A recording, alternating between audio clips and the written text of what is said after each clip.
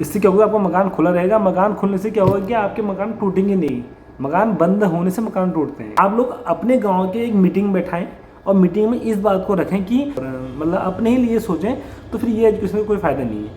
आप अपने एजुकेशन में ये चीज़ ढूंढें कि हम अपने पहाड़ को कैसे बचाएं। अपने एजुकेशन से पहाड़ के लिए कुछ सोचें ना, तो 110% कह रहा हूँ कि पहाड़ का कभी पलायन न हो सकता है पहाड़ में, और न कभी पहाड़ में कोई कमी आ सकती है। हेलो दोस्तों, तो कैसे हैं आप लोग। मैं चुप पहाड़ी उत्तराखंड को रहनी। तो सभी दोस्तों को मेरा प्यार भरा नमस्कार। आप लोग जहाँ भी होंगे स्वस्थ होंगे, मस्त होंगे। हम भगवान से दुआ करेंगे कि सभी को अपनी लाइफ में खुश रखना, किसी को दुख मत देना। तो दोस्तों, आज मैं एक गंभीर विषय पर वीडियो बनाने के लिए मैं आया हुआ हूँ। अगर आप लोगों को मेरी वीडियो पसंद आती है तो प्लीज़, अगर आप वीडियो को 2 लोगों को शेयर करोगे ना, तो मेरा मनोबल बढ़ेगा। तो आज ये वीडियो मैं ऐसे तो मुझे पता है कि इसका कोई फ़र्क नहीं पड़ने वाला है, लेकिन फिर भी मैं इस वीडियो को मैं काफ़ी टाइम से सोच रहा था। तो सभी लोग जानते हैं कि उत्तराखंड में पलायन हो चुका है, बहुत ज़बरदस्त तरीके से हो चुका है। उत्तराखंड क्या, उत्तराखंड में बाहर जो और स्टेट हैं उनमें भी प्लान हो चुका है। अगर मेरी वीडियो उन बाहर स्टेट जाती है तो वहाँ के लोगों के लिए भी फ़ायदा हो सकता है शायद। और अगर आप लोग उत्तराखंड में हो, उत्तराखंड के रहने वाले हो या उत्तराखंड के बाहर कहीं भी रहते हो, तो उन लोग के लिए ये वीडियो बहुत लाभदायक है। तो मैंने ये वीडियो बड़े सोच समझ के, बहुत ही विचार करके मैंने इस पर वो किया। गवर्नमेंट तक बात अगर नहीं भी जाएगी, तो अगर आप खुद लोग अपने वहाँ अगर इन बातों को विचार करोगे तो शायद इस पर लाभ हमारे आने वाले भविष्य में होगा। तो जैसे कि सभी को पता है कि हमारे उत्तराखंड की बहुत पलायन हो चुका है। तो हमारे उत्तराखंड में जो सारे मकाने हैं ना, जितने भी घर हैं, वो सारे टूटने लग गए हैं। आप सभी लोग इस बात को जानते हो।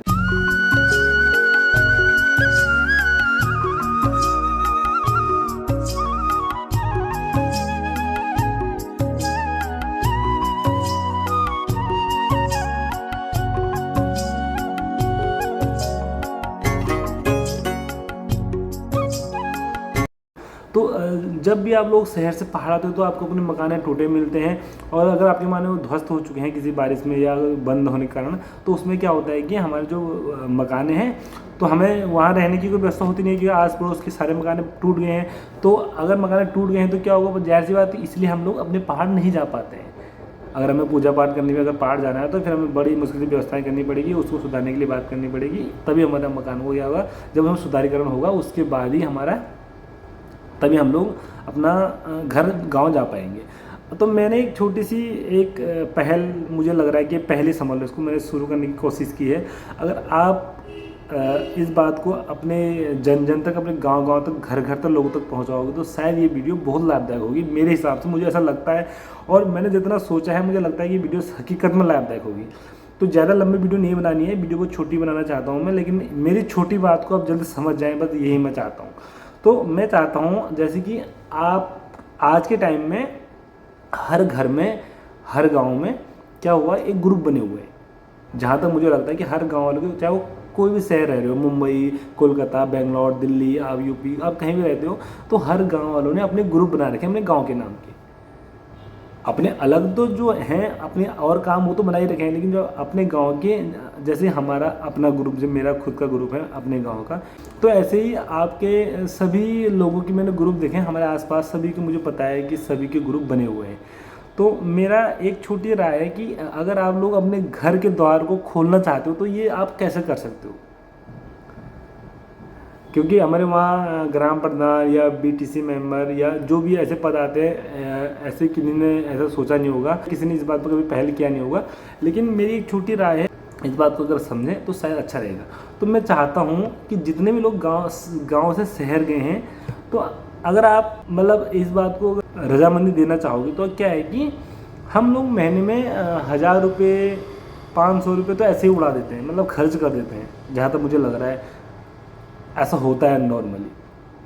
तो मेरी इस जो पहल है, मुहिम है, इससे कम से कम 2-4 लोगों को फ़ायदा ज़रूर होगा।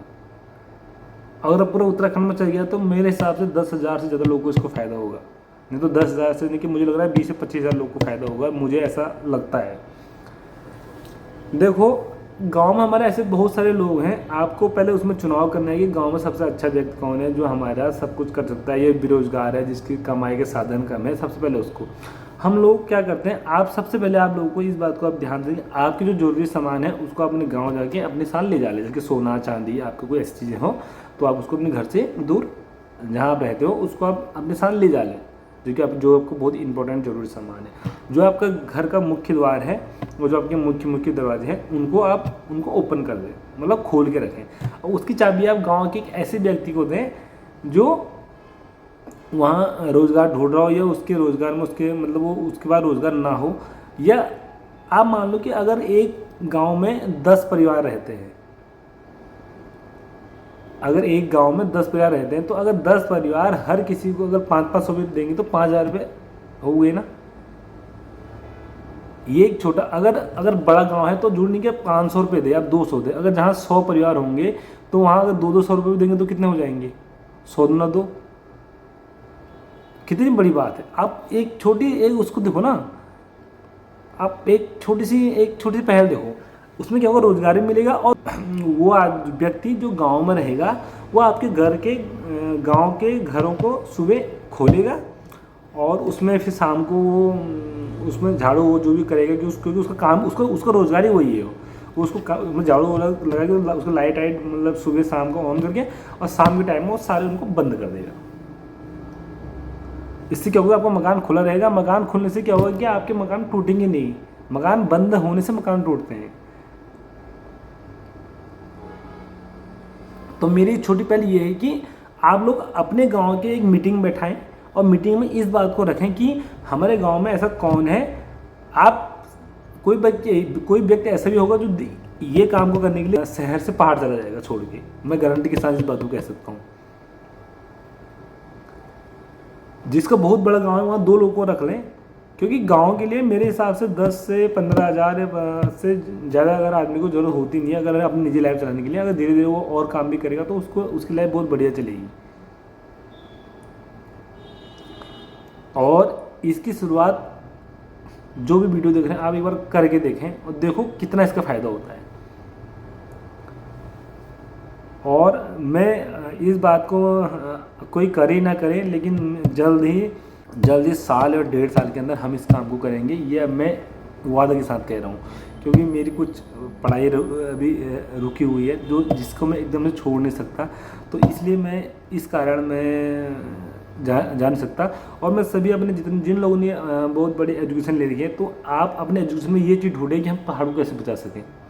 आप अपने एजुकेशन में पैसा कमाने की सोच रहे हो और हम घर कैसे बनाएं, मकान कैसे बनाएं और ये कैसे जोड़ें, गाड़ी कैसे जोड़ें, और मतलब अपने ही लिए सोचें, तो फिर ये एजुकेशन में कोई फ़ायदा नहीं है। आप अपने एजुकेशन में ये चीज़ ढूंढें कि हम अपने पहाड़ को कैसे बचाएं। जब हर एजुकेटेड भाई बहन अपने एजुकेशन से पहाड़ के लिए कुछ सोचे ना, तो 110% कह रहा हूँ कि पहाड़ का कभी पलायन न हो सकता है पहाड़ में, और न कभी पहाड़ में कोई कमियां आ सकती हैं। हमारे 18 साल की 19 साल की एजुकेशन में हमारे लिए इतना भी ऐसा तो हमारे दिमाग में होगा ना कि हम उसको बचा सकें। कुछ तो हो सकता है।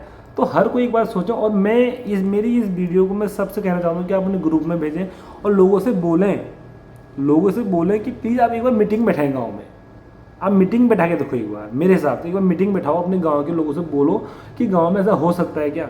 देखो अब देखो विश्वास थोड़ा ये करना पड़ेगा कि उसके वहाँ आपके गांव के आपके मकानों में चोरी चपाटी ना हो। अब चोरी हो रही इसलिए ना हो, और तो लेकिन थोड़ा आपको इस बात का रिस्क लेना पड़ेगा कि आपको जो जरूरी सामान है उसको आपको लेके जाना पड़ेगा, क्योंकि जाहिर सी बात है गाँव में आपको सामान तो छोड़ के जाना ही पड़ेगा। या तो फिर सामान का ही देख लो या तो फिर मकान का ही देख लो। अब सामान मकान से कोई डिसाइड करना होगा तो देखो, लेकिन अगर आपको इतना विश्वास है तो गांव में ऐसा तो होना, गांव घरों में ऐसा होना चाहिए। और अगर आपके पास अच्छा है, गांव में आजकल लाइटें हो गई, सब सुविधा हो गई है ना, तो ऐसा होता नहीं है। गांव में सारे लोग होते हैं वो, अगर रात को आपको लॉक ही करना है उसको, तो लाइव में बहुत सारे इसमें लोगों के पास नेगेटिव वाले सवाल भी आएंगे, मेरे को पता है। लेकिन एक छोटी सी मेरी पहल थी, ये होनी चाहिए। आप बस इस बात को मैं चाहता हूँ कि आप लोग जो भी गांव वाले हैं, आप अपने निजी लाइफ से 200-200 300 रुपये अलग करके देखें। सभी लोग, एक आदमी को थोड़ा करना है। गांव में घर के अंदर 3 लोग कमा रहे हैं, तो अगर 3 लोग भी अगर 50-50 100-70 रुपये कमाएंगे तो 2-250 रुपये तो ऐसे ही हो जाते हैं। और जिस गाँव में 50 परिवार हैं, तो 50 को अगर तुम 200 से गुणा करोगे तो 10,000 तो ऐसे हो गए।